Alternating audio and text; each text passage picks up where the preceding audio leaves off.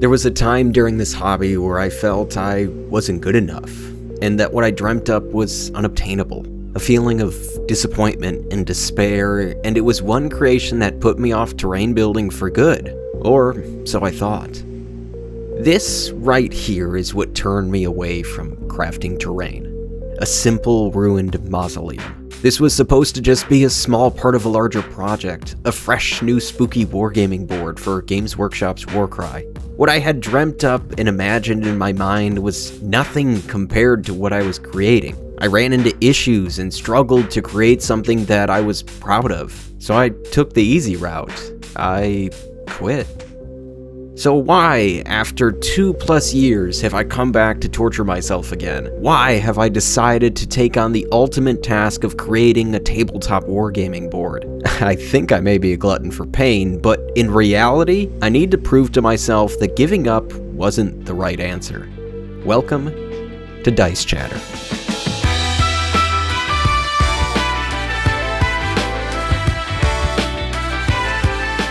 This all started with a plan. A series of tests that ended up turning into some cool-looking terrain builds. And all of these creations have been a good way to learn and give me a bit more trust in this modular wargaming table process. So while I gather up supplies and take a quick trip to the hardware store, let's chat about the use for this wargaming board. Frostgrave has been a big interest as of late when it comes to tabletop gaming, and I wanted to take the plunge, giving the game its own dedicated space. Now, Frostgrave is mostly played on a 3-foot by 3-foot surface, and I wanted to turn that space into something that is unique to the creations that I've been crafting. And going for a more modular board can be a bit challenging.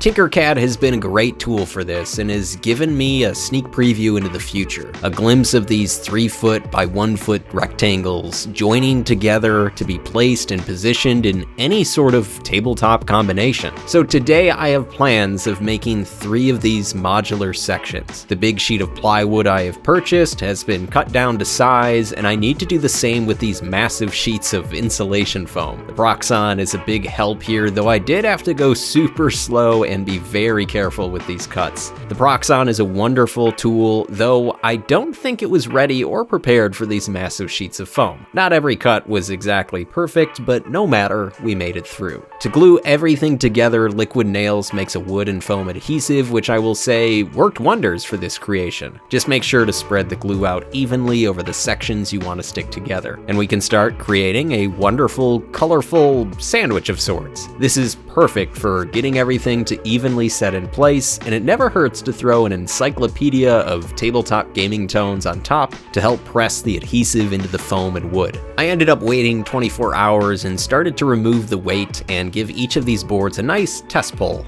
Everything stayed together very well, and we can now get a glimpse of our 1-inch tall section, as well as the 2 4-inch tall sections. Though we need to create a seamless transition between the low and high portions of the board. A thin wall to brace against the sides of the 4-inch boards, though adhered to the 1-inch board would be best. The process is still the same. We cut out 1-inch thick walls that sit relatively flush against the 4-inch towering boards and glue them down. We snag a bunch of books again, wait another 24 hours, and it seems this 1-inch lower section is definitely going to be the most interesting modular portion I will be making today. And it's nice to see that it is all starting to come together, as well as the other 2 standard pieces. But now we need a plethora of foam bricks and shapes, and the Proxxon is about to put in a lot of work.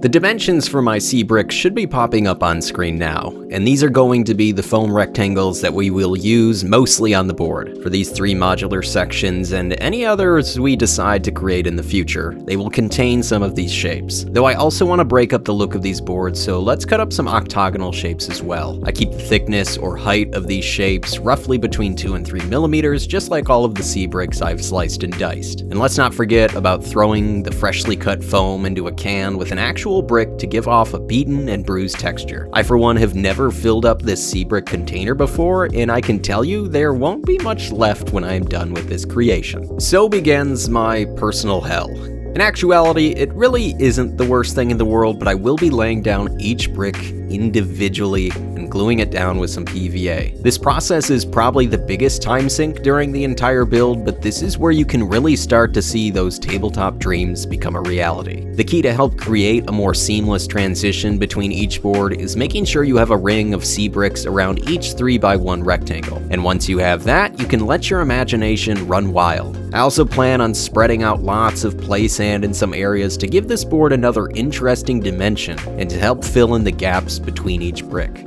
So 2 of the main sections have been bricked and built. It took a while, but I love the yummy green and pink colors. It even forced me to go out and buy some sherbet ice cream. Though for the lower 1-inch thick board, we are going down a bit of a different route. I want some elevation built in this table. An awesome idea, but I also want a way for miniatures and fighters to be able to get into these lower sections of the table without having to use any other terrain. This is where we take inspiration from some recent crafts and cut out a series of octagonal shapes that extend up to 1, 2, and 3 inches. These crystals will act as stairs and platforms to help facilitate movement, create interesting decisions on the tabletop, portray some intense battles, as well as keep an escape route open when stealing some treasure and loot. And let's not forget about the other areas of these modular sections. I like to think that the people who discovered this land found these octagonal shapes and they built and supported their own visions around them. So why not continue the octagon trend down the center of this modular board and fill the gaps in with sand later on in the build? Where each board connects, we continue our standard C-brick configuration. We also run these squares and rectangles down the walls. These interesting stone shapes do a good job breaking up the monotony of the rectangular bricks all over these other 2 modular sections. And to give these shapes a bit of texture, a foil ball pressed into the foam and the occasional slash and cut with a hobby knife should do the trick. I know at the start of this build I mentioned I would be using this table for some Frostgrave, but I can't stop thinking about the plethora of other tabletop games that could benefit from a table like this. And you can see the dream is slowly coming together. But there is still a lot of work to do, and many more challenges to be completed.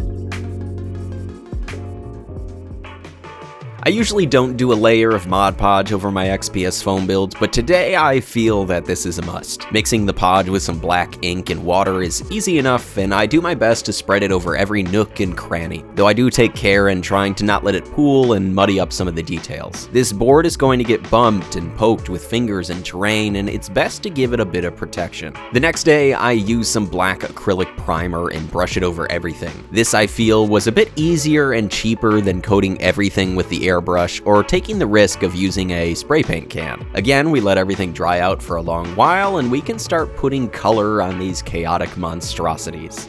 Like my tabletop ruins, I wanted to go with a near similar theme.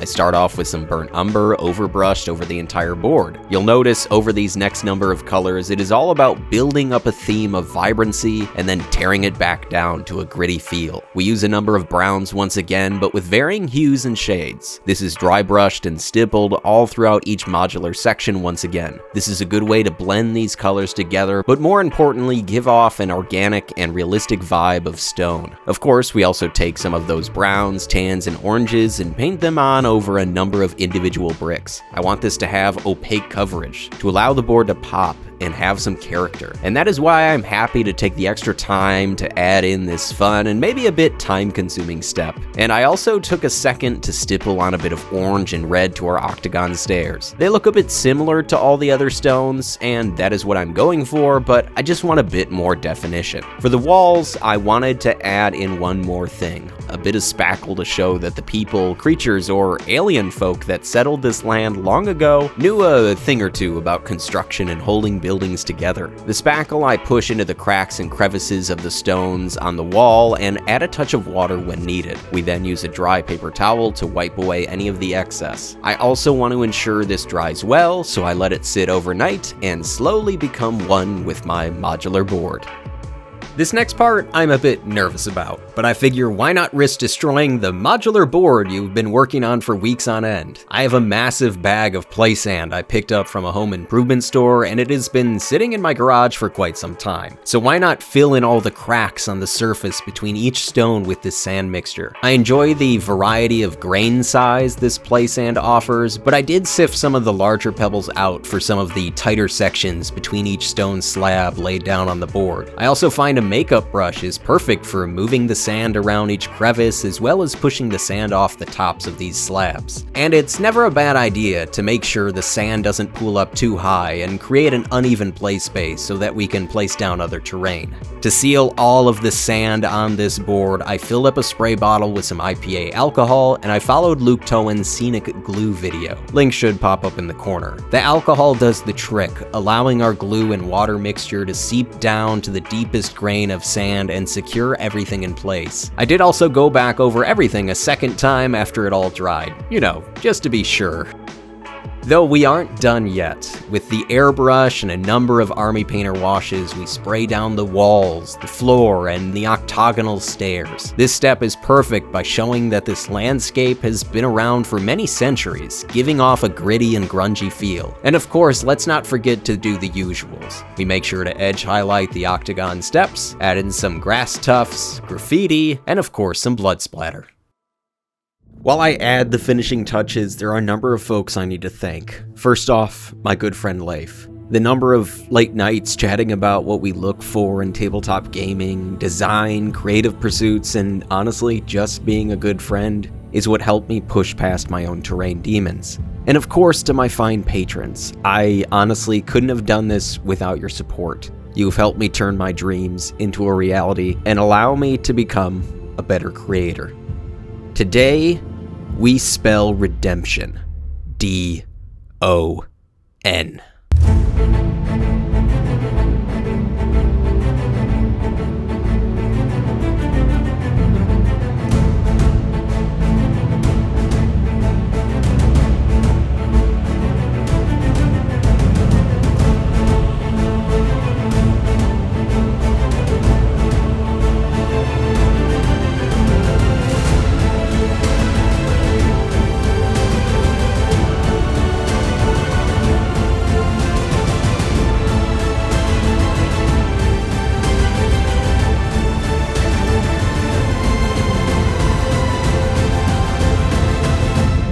For those wondering where that old Warcry board is now, well, in a way, you are looking at it.